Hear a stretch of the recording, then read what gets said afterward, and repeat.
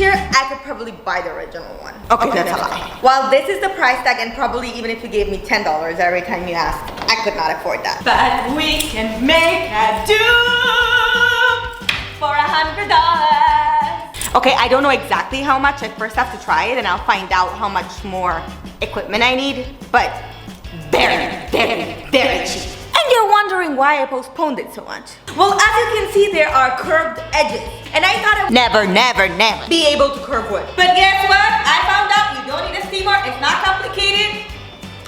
You need a circular saw. Literally, I could have done this years ago. Let's start. And main thing, we are not gonna be sewing. The information online about this chair is extremely minimal, and I guess they did the best thing because there's people like me copying them. But this is what I figured out. 106 for the base.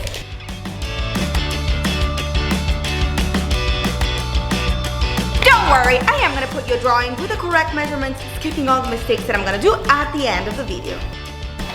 Take out your jigsaw.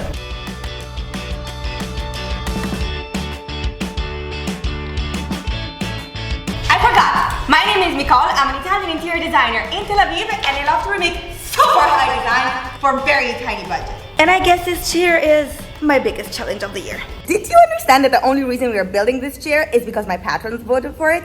First of all, let's all thank them. And second, if you're not subscribed to my patrons and you want to choose what goes in the next episodes, you know what you should do. First step is cutting out a bunch of wood for the bottom, for the leg, for the neck, and also for the feet rest. Yeah! We have literally all the pieces we need, but I don't trust myself. Always believe in yourself, never trust yourself. First, practice. So apparently your circular. This comes with the possibility of regulating it. This way the blade will touch less or more inside your wood. We need to make sure to not cut it all out. This is absolutely my first time, so I'm gonna experiment on this pear wood. And I read online that the best thing is to use plywood. That's what I cut, because you can literally see the texture and understand how much you're cutting. We are literally gonna leave 1.5 layers. You can see it, no? You see that the blade is not gonna be passing all the way through. I like the last layer, not cut it, or better, we're not gonna cut it. Okay, we got this. It's terrifying, but we got this. I just drew like 5 random lines just going straight so that I can practice with this, and let's see how it goes.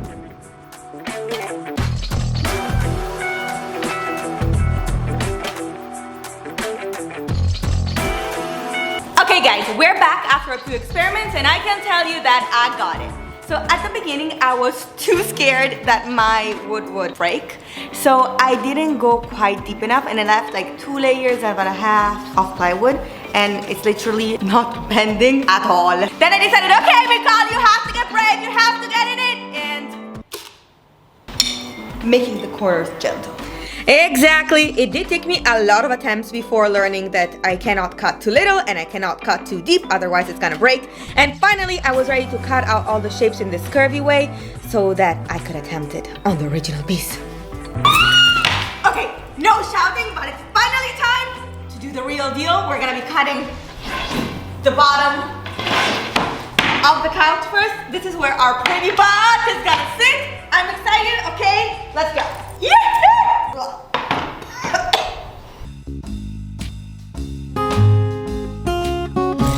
Do not get too excited and start bending it to check if it works. You need to do a couple of lines before, otherwise you're gonna snatch it. I know, the lines are not perfectly straight, and I could have used a ruler, and I could have done a lot of things. But bottom line, it worked anyway. Okay, I'm half dead. Put those things on, because otherwise you're not gonna... Look at this, look at this. Very gently, we don't want to break it. We do not want to break it. Snap! No, it didn't snap, I'm joking, but I did break the other one. So, be very gentle, and if you're scared, first of all, wear a mask. Okay, I am like more excited than a squirrel on drugs. This is already pretty bendy, but I am so scared that it's gonna snap, and I don't want for any reason in the world to start again, but I'm gonna show you a trick. In case it's not curving enough, what you are gonna do is dip it a little bit in water so that it's gonna be more moisturized, and it's gonna make it even more bendy. You're welcome for the tip. I have to be honest, and in my case, the wood was perfectly super bendy as it was, but I decided that it was better to show you what to do in case yours doesn't bend. Wow, such a difference. Now, like always, we're gonna pass to our super unprofessional methods to keep this in shape. I don't wanna use clamps, shakes, pre-wood stuff. Get a rope, a string, a something. We're gonna add tons of glue inside the holes, because that's how it has to dry. What we are doing here is filling every single hole with tons of glue, and then finally curving the wood to leave it to dry in the exact position that you want it to dry. So basically, the end position where the pillow is gonna perfectly fit inside. But sometimes, really, satisfaction level 2 million. Once you got the measurements more or less figured out, it's time to tie a knot and leave it to dry. Day number 2! We totally finished all the woodwork and I'm so happy about that. There's like a beach on my floor because I created so much wood dust. But I'll clean that later. Somebody wants to come and help me clean? Now let's go and see the bad boys that I left drying on the corner. And then we're gonna create the pillows. I'm using this like a microphone just because. Maybe I should buy a microphone. This wood dust is not something you should do. I threw it on top thinking it would be useful. Don't do it. It's absolutely nonsense. Perfect. Okay, this is probably the most exciting moment of my life because I'm gonna show you that this works. So, this is the back. It will need to go connected over here. This is still a little bit flexible. So now we're gonna have to create a connection, and this is the back of the. Let's go diagonal. Let's go diagonal. Look at this. Now, we made it! I have no words. We measured this to be 15 centimeter higher, so that's why we're gonna make a 15 centimeter pillow plus this that do not have the pillow at all. My foam is 10 centimeters and another one of 5. It's cheaper than buying 15, so we're gonna assemble them to put it here. The instructions for this foamy thingy are always the same. Spray the bottom, spray the top, let it rest for like 10 seconds, and then put something very heavy on top. This is for all the people that said that my pink table wasn't gonna be able to hold nothing and that it was gonna break after 1 week. So you stay here like 10 minutes.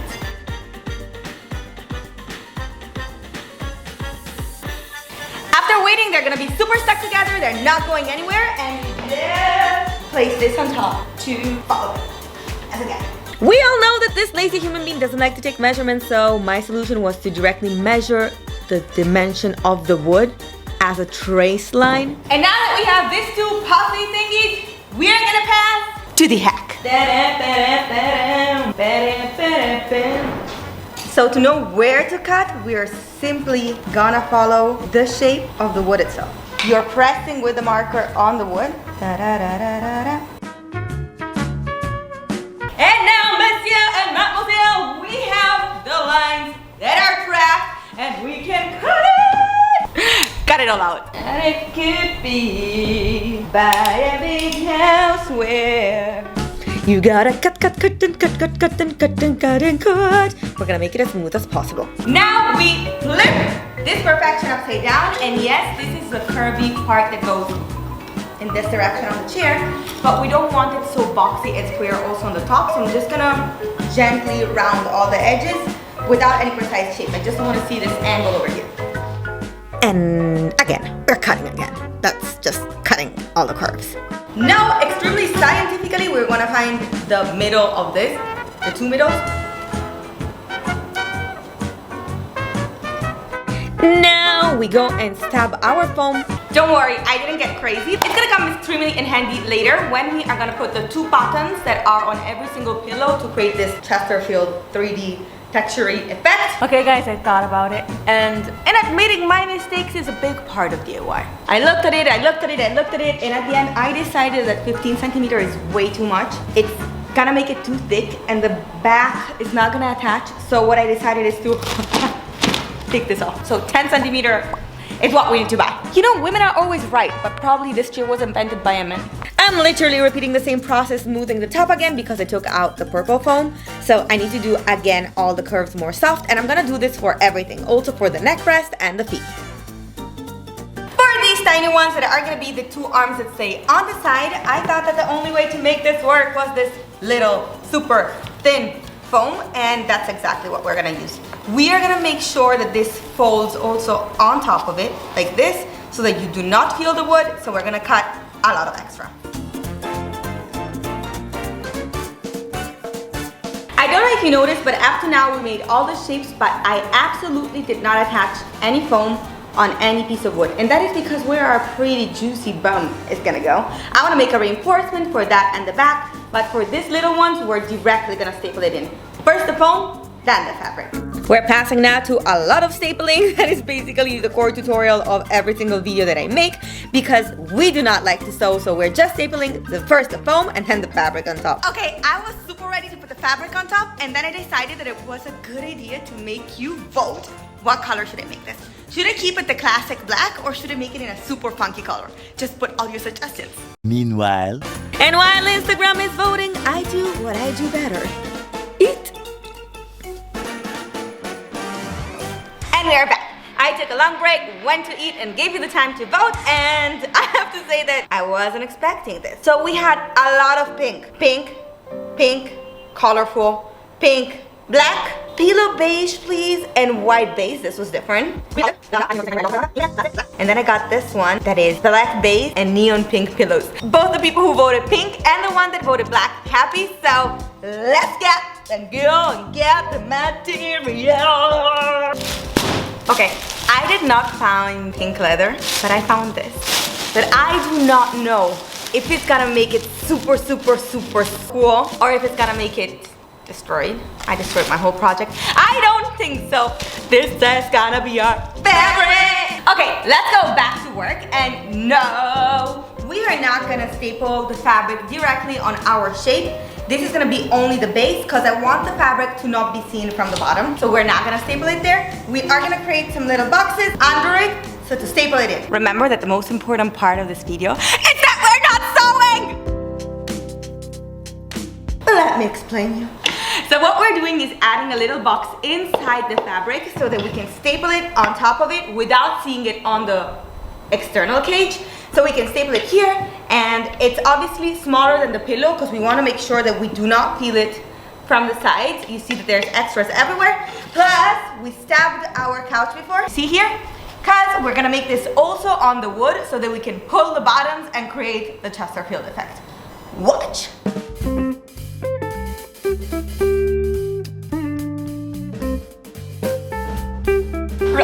Here it is. We don't want to pull it completely. We still have it on the other side. Get the bottom.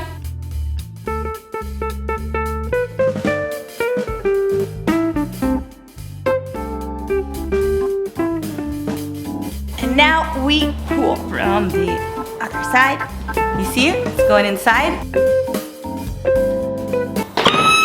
Guys, if you do not think that this is exciting, you are lying, because it's...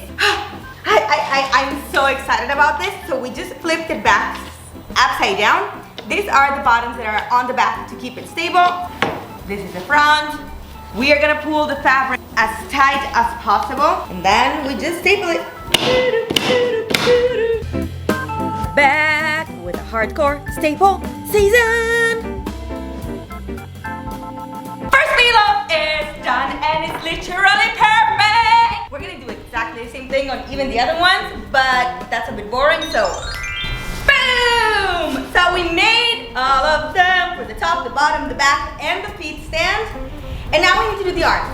These are the only little things that are gonna be constructed in a different way, because we are not gonna put the box on the bottom. Before we go any further, I need to take a moment to thank my Patreon subscribers, and again, they are the only reason that we're doing this episode, because they requested it, and I do everything they ask.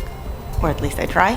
And also, I want to welcome 2 new subscribers. It makes me so happy! And I made something incredibly special. So before even closing the fabric on top of my wood, I wrote down the name of every single patron. So this chair is literally dedicated to them, and it's gonna be engraved inside the chair forever. So these ones instead are gonna be stapled directly, fabric on top of it without any box, as we said. So that's exactly what we are gonna do.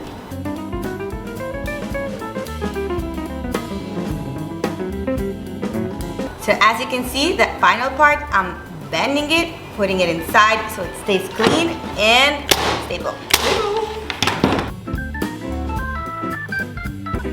It is time to connect the pieces of wood together, and this one is the back and it goes connected over here. On the original one, there is 2 points of connection. Basically, one is here in between this external piece and this one, like this, and a second one goes in diagonal here. So we're gonna create both of them on both sides. They do it in metal. We do not know how to weld metal. Blah, blah, blah, blah, blah, blah. Do it in wood.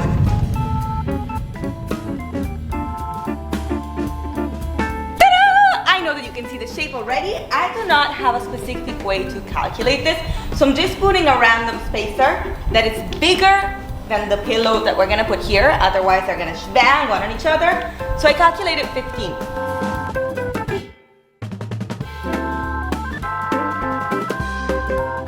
Excuse me? Excuse me? Excuse me? Working. Guys, it's working. It's time to add the neck. The only issue is that this is not like this. It goes a little bit tilted like this. I could just fake that I didn't notice it and put sticks to hold it. I want to make it good. I wish I had a way to describe this angle, but I have no idea how I calculated this, so the only thing I can do is leave you the final drawing after I'm done with this. This might look to you like 10 seconds later, but it's actually 1 hour later. I did so many attempts to make this curvy little thingy so that it would tilt a little bit the head. I hope you appreciate that, because your girl is working hard for this.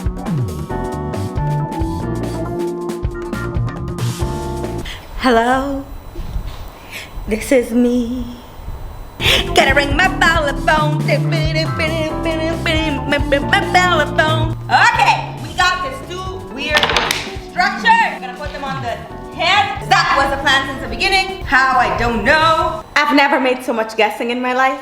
Okay, they go here. I like this. We got this. We got this.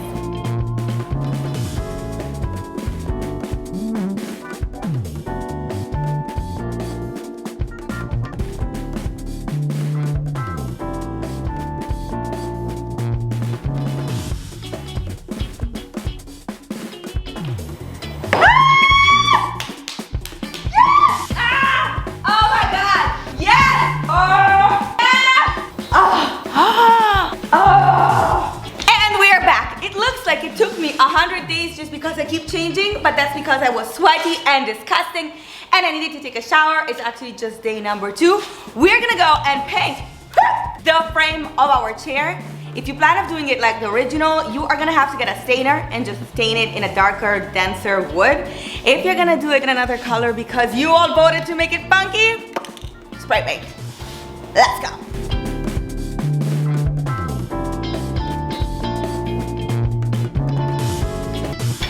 It's finally time to put all the pieces together because it's completely ready. We need to assemble it, but we need to talk about the elephant in the room, and that is the legs.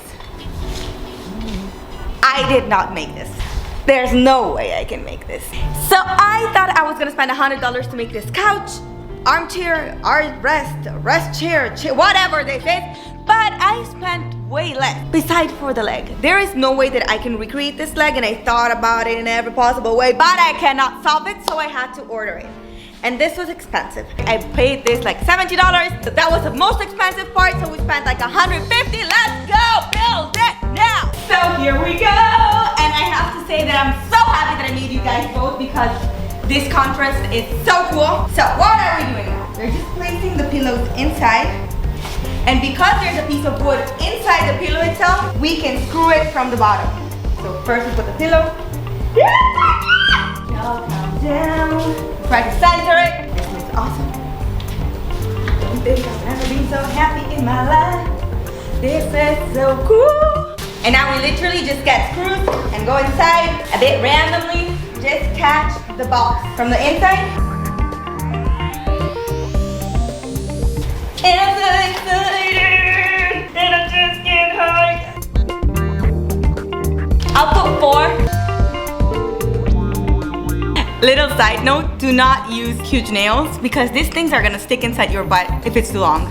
Like, yes, our foam is 10 centimeters, but when you sit on it, you're obviously gonna squash it. You do not wanna pinch your butt, so use short ones.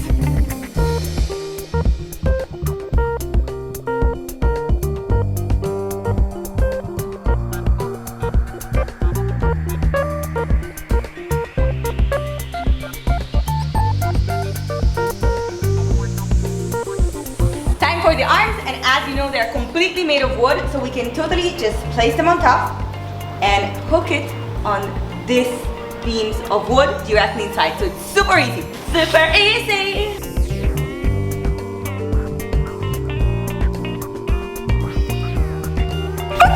Okay. The chair is literally ready behind me, and I cannot wait to show it to you guys. But before I show you the chair, do not forget to subscribe because we have new incredible DIYs every single Monday. And let's face the topic. I made this chair twice. Do not jump out of this video before you see it till the end, because there's the reveal after the reveal.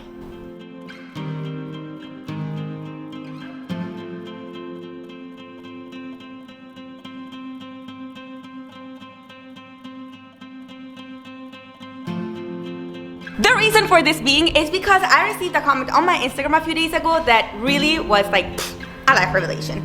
I love your personality, style, it's so much fun, but am I OCD, or does nobody see how sloppy she is? I thought I made it extremely clear to say that I am not a carpenter, and I sang the song, I'm not a carpenter, nor are you, like 100 times. The entire goal of this channel had to be that you can totally do it. You can do it, you can try, you don't have to be great at it, you're gonna love the result anyway, even though it's not perfect. So from now on, I decided that I'm gonna start every single video making this clear, and my new slogan is, if I can do it, you can make it better. You can make mistakes and correct them. I literally show you all the mistakes I do, and I list them at the end of every video. So I did a second chair correcting every single mistake I did to show you how much better it becomes.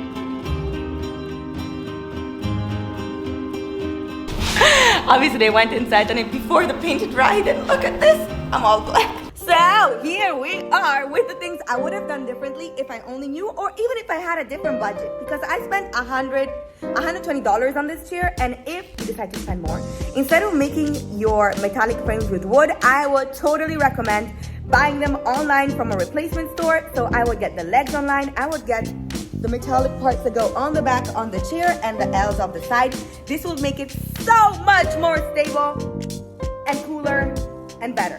Point number 2, I would definitely double the size of the wood that I used. I used like 1 centimeter, and for the second chair, I instead used 1.8. That is literally almost twice, and it holds so much better. It's so much more stable, and yeah, so mistake learned. The measurements on the first chair that I did were a little bit off, but don't worry, for you, I'm gonna leave the correct measurements of the second chair that I did, so you will not follow my mistakes. They were pretty much almost there, but not perfectly, so this one is better. Last but not least, the handles. So the first chair that I did had the handles that were very thin in foam, and I noticed that was not really matching the rest of the chair, so I decided for this one, I doubled the skinny one. So instead of using 1 centimeter of foam, it was literally 2, and considering that it's top and bottom, so it becomes 4, it's a big difference at the end. Now let's see the chair.